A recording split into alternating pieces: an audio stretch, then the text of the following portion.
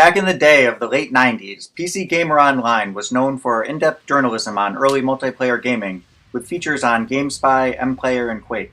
The PC Gamer Online team ran two of the first popular Quake II servers, one for Quake II CTF and one for Deathmatch. In addition to publishing extensive tutorials on 3D modeling and how to use Worldcraft, PC Gamer Online in 1998 also held a huge Quake II modding contest, and the Quake II community responded with amazing creativity. The winner was Q-Pong, which was then released on the PC Gamer CD along with the print magazine in 1998. The PC Gamer CD also came with custom single-player Quake II levels by Neil Mank and various collaborators, invariably featuring their 3D rendered mascot Coconut Monkey. Coconut Monkey had a fan club, turned up everywhere from PC Gamer t-shirts to cocktails at the Caribbean Zone, since closed, which had been a tiki bar in San Francisco. In today's video, we are going back in time to 1998 to the office of a PC gaming magazine helmed by an aspiring screenwriting editor named Gary Whitta. At the time, Gary was making fan fiction screenplays for Tomb Raider and StarCraft, and playing a whole lot of Quake II. In the 1998 office of PC Gaming, we will meet Gary Whitta, Editor-in-Chief, Joel Durham, Technical Editor, Michael Luton, Webmaster, Mike Wolf, Disc Editor, Bill Harms, Assistant Disc Editor, Dan Bennett, Editor, and Rob Smolka, Assistant Editor. Can't keep your head above water in those frantic Quake II deathmatches? Constantly getting fragged by faster players?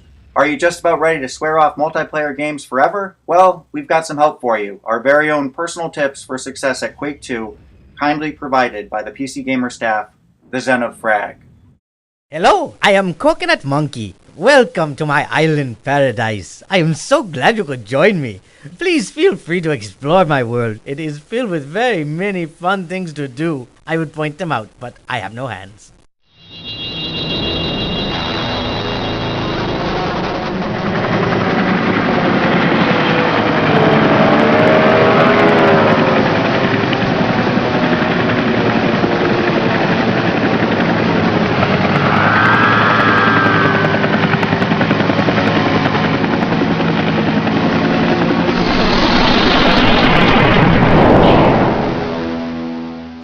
I'm one with the Force, the Force is with me.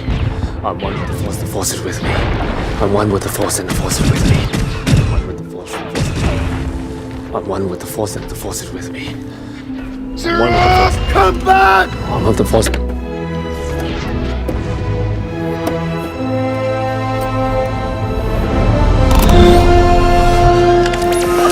Yes!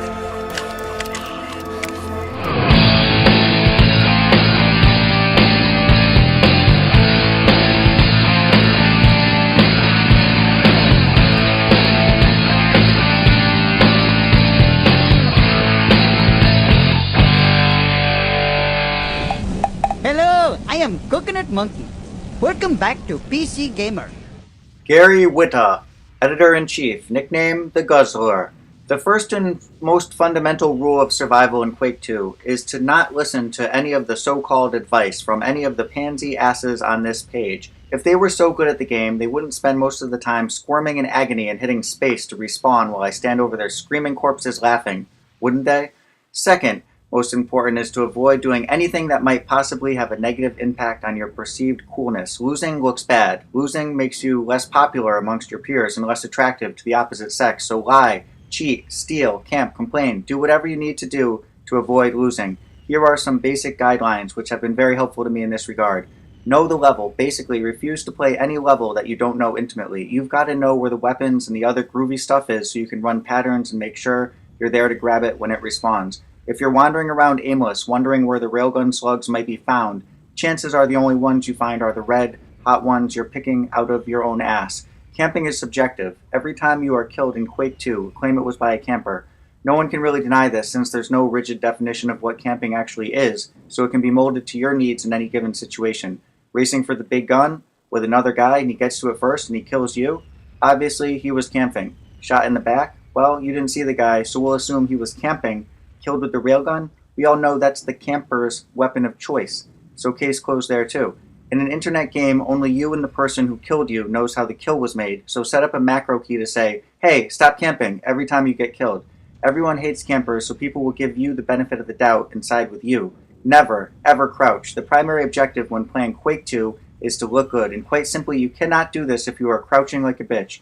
Crouching looks silly, and it is simply not worth the 0.0001% tactical advantage it gives you in a firefight. Victimize crouchers and make a point of hunting them down in order to teach them the error of their crouchy ways. Camp. I don't care how sneaky this might be. This is Quake II, not Miss Manners Interactive, and you have no obligation to play fair, or ethically, or whatever those whiners who go on and on and on about camping might call it. On the smaller levels, there's generally a dominant weapon, like the rocket launcher on base 1, so camp out behind the little stairs that led down to it and kill any sucker that jumps up for it. You'll either kill everyone or annoy them so much that they all disconnect, making you the undisputed master of your domain. Look out for these names. If you're in an internet game and you see players by the names of Cyberwolf, Destroyer, or Lil Billy, hunt them down and kill them. They possess only minimal skills and represent easy frag fodder. Save that BFG. On the rare occasion that you do get one, don't waste it on just one dude. Switch to a smaller weapon and use that for general purpose killing until you find a room with a big juicy firefight in it, and then fire that sucker right into the crowd and let the big dog eat. I hope this has been helpful. Happy fragging. Joel Durham, nickname Helion. The key to staying alive in Quake II is the same as in Quake, strafe. When you're attacking someone or being attacked, never stop strafing about randomly. It'll make you really hard to hit. Do not stand there and swivel like a turret. You will die. If you don't learn how to strafe, learn.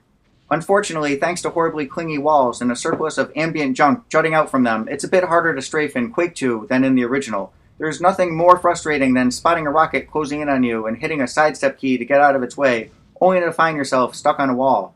Hopefully ID will address this in its heavily vaunted final point release, but until then, we'll have to deal with it. Try to be constantly aware of your position and keep a little space between you and the surrounding walls whenever you can. It can be hard to target an enemy while strafing. Use a crosshair and concentrate on keeping it right on your target, or just ahead of your target if you're using a weapon with a slow-traveling projectile. One other thing, don't camp, okay? Do not camp. Get it? Don't camp. Let me clarify. Do not camp. You can't win by camping. You are stupid if you camp. All you do is infuriate everybody else, rack up a mediocre score, and destroy your own reputation. Some servers will actually kick you for camping. More power to them. I always fire a rocket or a grenade into a popular campsite as I run by. Whether I know there's a camper there or not, nothing gives me more pleasure than wasting a camper before he's even seen me. And it's an effortless frag. If you can't win with trickery, there are a lot of underhanded tactics that are more effective than camping, like fleeing from an attacker to get him to chase you, then you run into a narrow hallway, turn around, and pop a rail slug into his face. If you're going to sucker punch your way to victory, be creative. Better yet, learn how to play effectively.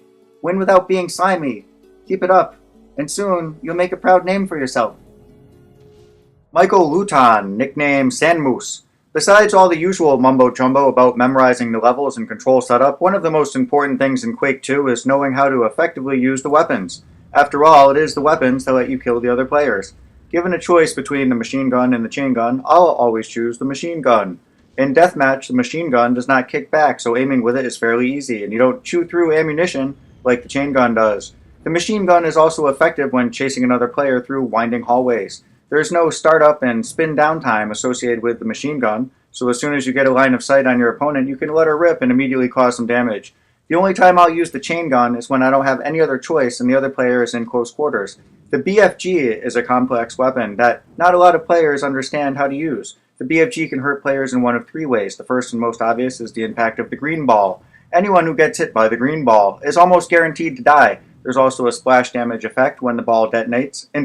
Interestingly, the splash damage is twice as deadly to the shooter as it is to everyone else. The second most obvious way the BFG can hurt players is with the green lasers that shoot out of the ball as it travels through the air. What most people don't understand about the BFG is the detonation blast effect. To explain it simply, whenever the green ball reaches the end of its journey and detonates, anyone in line of sight of the detonation point and also in line of sight of the shooter will take damage. So when you fire the BFG, make sure you have as many other players in your line of sight as possible when the ball hits the target. If someone else fires the BFG in a room that you're in, get the hell out. Check out Duval Magic's Quake II weapons pack for a more detailed and in-depth explanation of the BFG and all other weapons in Quake II. Mike Wolf, nickname Wolf or Phoenix when I'm feeling inventive. Quake II Deathmatch is anything but easy, especially when you've got 30 people all running around a single level trying to get their hands on the rocket launcher. I'll be honest, I suck, but here's what I try to do when I play. I get the railgun. I love the railgun. It's by far my favorite weapon. Of course, I'm not any good at it, but I'm just as lucky with it as I am with the rocket launcher. And there's something instinctually pleasing about putting a slug right through an opponent, or 2 or 3 opponents if you get really lucky. A lot of people like to camp out with the railgun.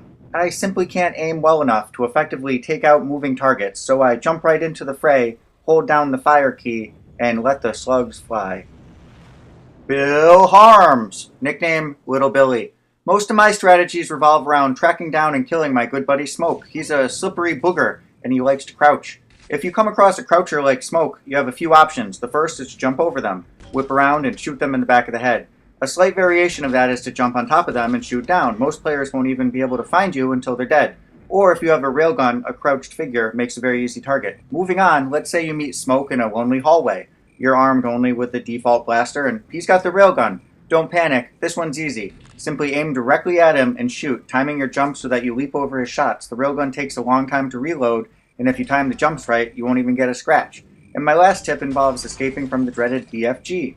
Most players panic and stare at that green light like a deer trapped in headlights. To escape certain death, run around a corner, crouch behind a box or another object, or if all else fails, get behind a post. You may take a bit of damage, but you'll live to fill that BFGing pig liquor full of lead. I'm the lead writer, so essentially I kind of oversee all the narrative elements in the game, and that runs the gamut from the cinematics to systemic combat. Dan Bennett, nickname Suckzilla. I find it helps to use a name that will really humiliate your opponent when you kill him. It's really embarrassing for the other guy to see his name next to was killed by Suckzilla.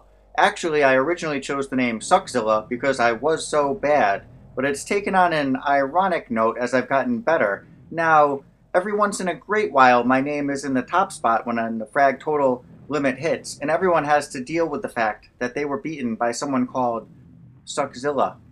It crushes their souls. Rob Smolka, nickname Smoke.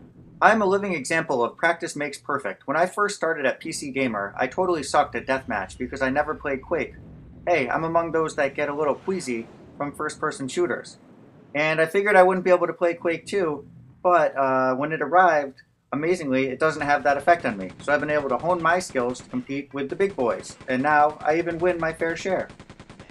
Becoming comfortable with your control key setup is of utmost importance. Once you get something you're comfortable with, stick with it until it becomes second nature. I prefer the mouse keyboard option, but some people prefer just using the keyboard, and I say, hey, whatever floats your boat. I used to try and play with a joypad, but I advise against this because you just don't have the flexibility to turn quickly enough. Using the mouse to change direction provides the speed and accuracy you need to turn on a dime and head in a different direction. Just by using this method, I don't even need to sidestep. Although some people swear that you should use sidestep to be successful, I do just fine without it. Hey, for me, the simpler things are better. Man against the machine is okay, but it's really more fun man against man, man against woman, woman against woman, people. We are social beings, and our gameplay historically has been social. And I believe that through the network we can bring them social again, even though the sociality may be separated by thousands of miles. Hi guys. I just wanted to stop for a second and say thank you to Kate and Peter and Christina and Beaver, also known as Nick Ortiz, for helping me do this project by sending their support on Patreon. I also want to thank my Quake gods, Ray, Christina, Elliot. Really appreciate what you guys are doing, all of you. For those that don't know, Patreon is a way that you could pledge $1, say, a video. I'm making 4 videos a month. And that $1 every week would help me spend enough time to really cover these archival videos in the most thorough way. And that's what I intend to do. So if that's something that is manageable, it would be really appreciated and would help this project go forward.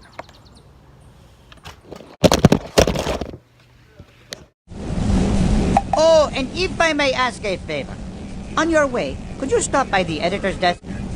Helped launch the original UK version of PC Gamer, and then 3 years later when they launched an American version, they asked me to come out and kind of look after it. Oh, cool. And I did that partly because it seemed like it would be a fun thing to do, like a year in America, but also because I was secretly like what I really wanted to do was write movies, and I thought, well, that will get me that much closer. I think it's a really great old-fashioned father-son family adventure story. You know, Will and Jaden are a father and a son who have kind of an estranged relationship, and they crash land on this planet, which turns out to be Earth 1,000 years after mankind's been forced to abandon it due to an environmental disaster. Ghosting is when a soldier, well, the Rangers, actually anyone, because it applies here and now. Some could argue that people ghost now. Ooh, that's deep.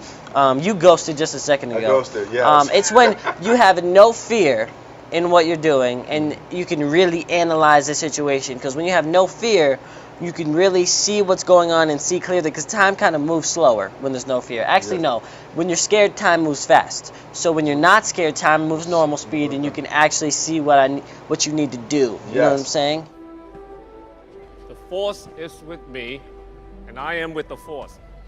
And I fear nothing, for all this, as the Force wills it. Hey, stop right there. He's blind. Is he deaf? I said stop right there.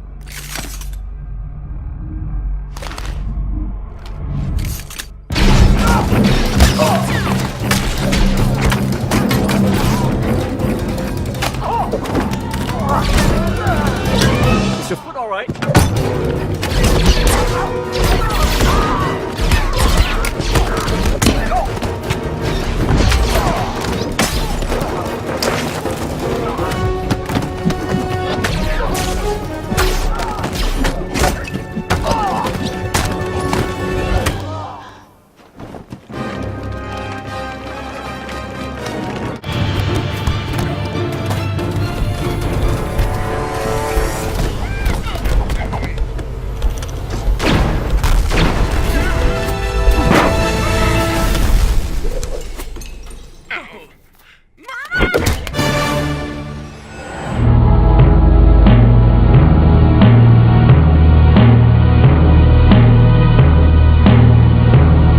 In today's Fox Files, the Columbine High School shootings have brought a controversial issue back into the spotlight.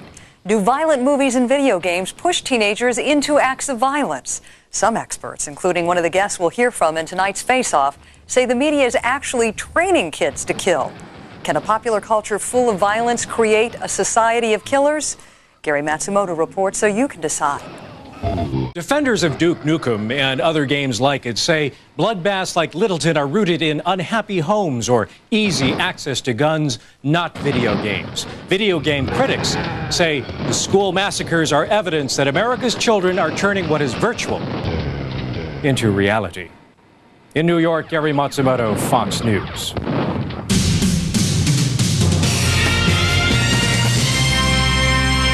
So do violent movies and video games really turn our kids into killers? That is the subject of our Fox Face-Off today. Joining us is a noted authority on the topic, retired Lieutenant Colonel David Grossman. Welcome. And video game authority and editor-in-chief of PC Gamer magazine, Gary Whitta. Welcome to you as well. My personal view is that the comparison between computer game action and violence and violence in the real world it's simply absurd. I've been playing these games for 20 years, and I'm just fine. Yeah.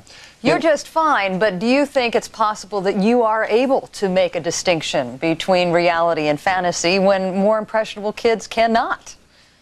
Well, it depends what you mean by impressionable. I'm able to make a distinction between reality and fantasy because the distinction between the two is just absolutely immense. If you were to take one of the video games that's being discussed here and put it on a TV screen and show that to somebody next to acts of real violence taking place, I think you would have to be pretty unstable in the first place and not be able to make a distinction between those two forms of violence. But would you not agree that if a young child is sitting at the screen for hours and hours a day, it could desensitize this kid to violence and acts of violence? No, I don't think so, because what you're looking at in these games that are available to the public, and I must make a distinction here. I'm sorry, but I wasn't aware that Nintendo was a military contractor. I'm pretty sure that they are not. And in terms of the kind of simulations that are produced for the armed forces and the kind that are available for regular people to go and buy in the stores, I'm sorry, but there is an absolute world of difference. There is no way that the armed forces train with games like Doom and Quake, the kind of games that kids play. That's an absurdity. That isn't really what you were suggesting, Mr. Grossman. Were you talking about the actual technique and the hand-eye coordination that the hand-eye coordination? Required? Paula, the hand-eye coordination, the techniques, but actually the Marine Corps, the United States Marine Corps, has used Doom as a training device, and it is my understanding indeed that Nintendo makes that exact same device where you fire a plastic M16 at targets on the screen. First of all, let's take issue with the assumption that the United States Marine Corps and the armed forces are being trained using a game like Doom. If that's the case, I'm leaving the country because I don't feel safe. If the people that are charged with the protection of this country against military invasion are being taught to defend the country by using a game like Doom, we're not in a very safe position. And I'd just like to make a very, very big distinction between the idea when you play a video game, the controllers that you use to play that game, you use the same computer mouse to aim and point the weapon to kill the monsters and the creatures on the screen that you use to control your Excel spreadsheet. Now, Mr. Grossman, I'm sure, is an experienced military man and has fired a real weapon. If he is seriously trying to tell the public that using a computer mouse will enable you to fire a heavy and oily bolt-action rifle or a machine gun, it's absurd. I've been playing these games for 20 years. If you gave me an Uzi or an M16, I would not have a clue what to do with it. I would probably miss every shot on the target. It's an absolute absurdity to assume that games like Doom can be used to train killers. If that was the case, why are we paying millions and millions of dollars for these computer simulations when they could just go to Electronics Boutique and buy Doom for $50 and train the Marine Corps that way? Paula? Mr. Whitta, we're going to have to leave it there. Mr. Grossman, that's all we have time for. I'd love to be able to independently confirm that, but you've piqued my interest as to if and when the Marines have used that technique. Yes. But no doubt your conversation has reminded us that...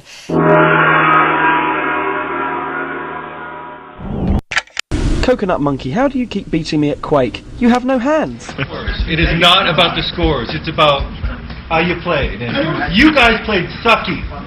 All right? Well, there you have it. The difference between game journalists and professional gamers. I highly recommend you stay in school. Don't do drugs. I want to go home. Yeah, I'm hurting. Well, I'm sure that there's some people out there that are curious, you know. They're thinking to themselves, hey, this guy, he's been playing Quake II for a long time. Maybe he has some deathmatch tips of his own. I mean, I'm no editor of, PC Gamer magazine, but I do. This is my Donde Q2 deathmatch tip for Quake II.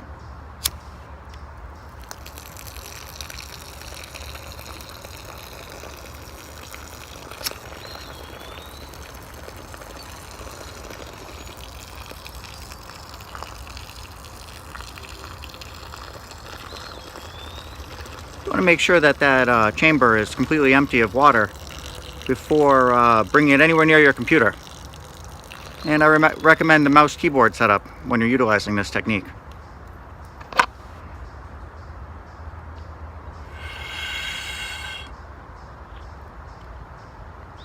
And I'm ready for deathmatch. Good game.